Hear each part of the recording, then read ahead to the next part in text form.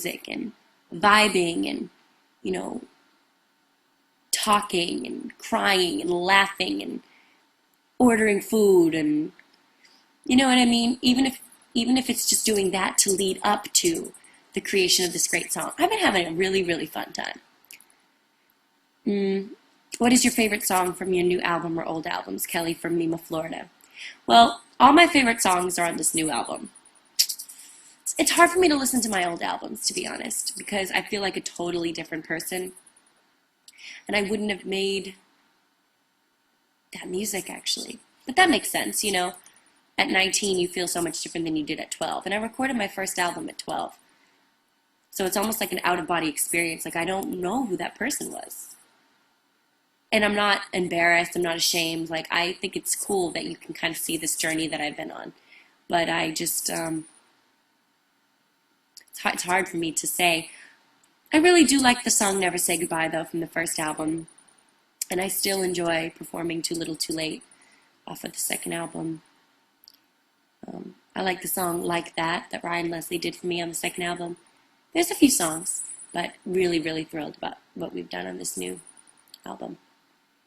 When is your new album or single set for release, if you know? I don't know how to pronounce his name. It's Joa,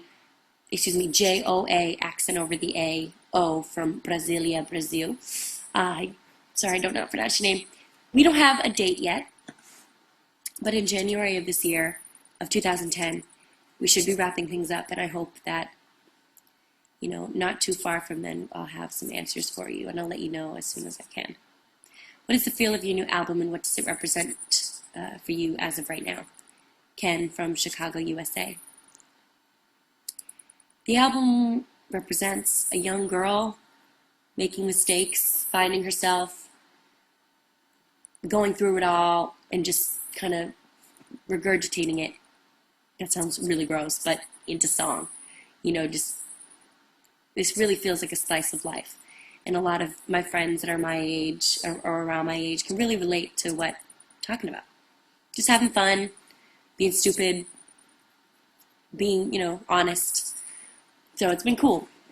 Learning. I would say the feel of the album is pop, rock, soul. You know, somewhere living within those worlds. But different. I think it's different. What is behind your truth tattoo and all the others? Stephanie from the US. Well, it would take, I mean, all my tattoos have meaning, except for this one. I just wanted to get this one because I had never seen anyone with a tattoo in their web before. But I got this one a little under a year ago, and I particularly like this one. I want to be surrounded by truth. I want to be the truth. You know, this also talks about my faith in God. It takes on a variety of meanings, and all of them have meanings, like I said, except for this one. It would take a while to explain it, but one day I will get into it. Who is your biggest inspiration? Kelly Ann from Malibu, California. I have many inspirations. My mom is probably the biggest inspiration of my life. Thankfully, I've been surrounded by strong women for as long as I can remember. You know, starting with my mom, of course, my Aunt Connie, my tutor, Stephanie, who tutored me for like 6 years.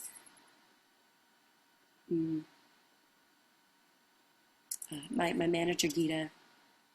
So I've been fortunate to have some really influential women that have influenced, you know, that have been so important in my life, and also artists that I don't even know, you know, that I don't know personally, that have influenced me, like Jill Scott, D'Angelo, Bilal, John Mayer, Joni Mitchell, James Taylor, the Beatles,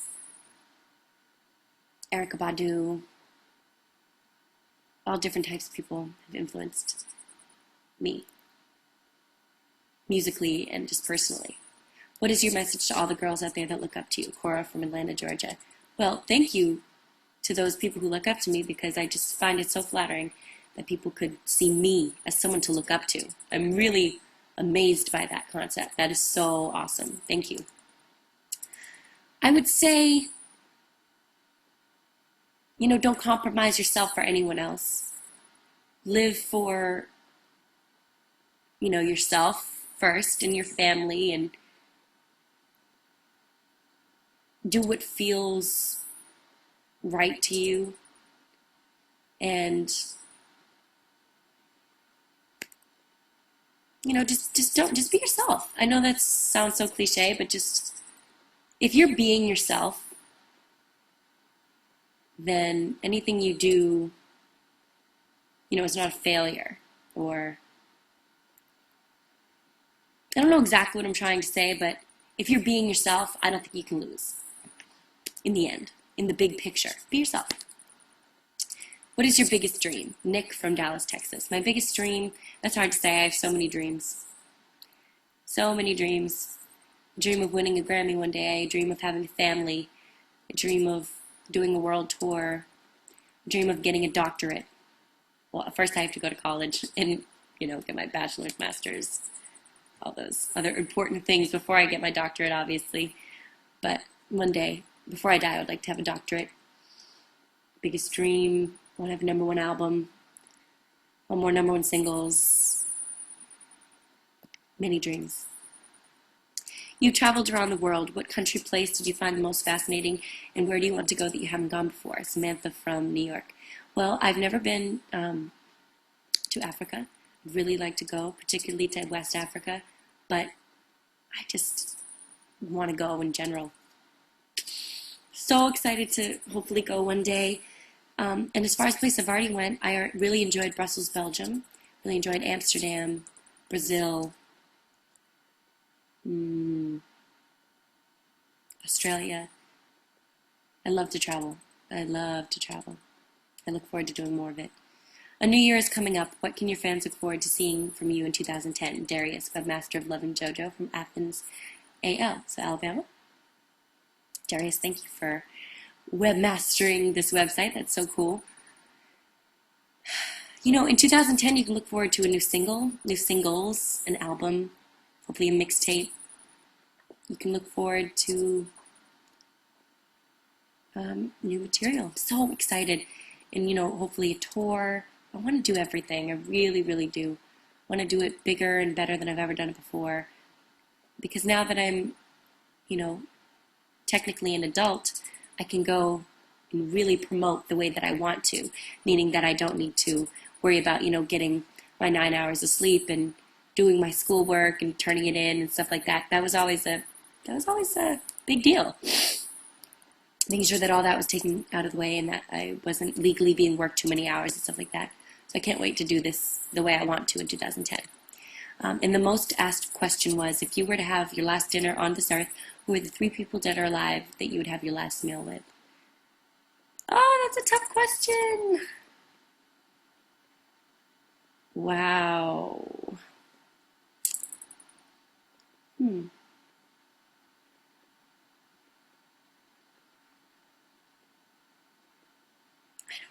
sorry. I don't have the answer to that. I think that's too difficult of a question for me.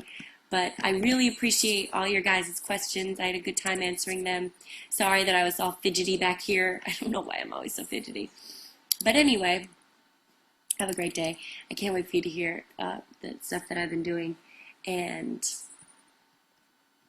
thank you so much for your love and support. It means the world to me. Have a great day. Bye.